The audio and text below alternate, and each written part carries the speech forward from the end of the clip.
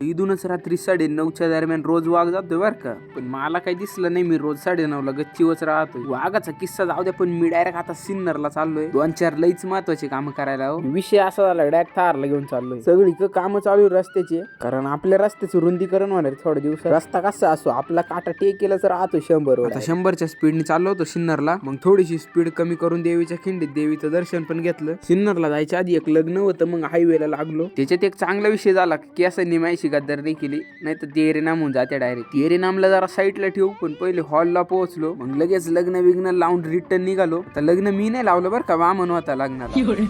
मग पोहोचलो आपल्या जवळच्या सिन्नर नगरीमध्ये. आल्या आल्या इकडे काम म्हणजे पप्पांना शर्ट घ्यायचा होता.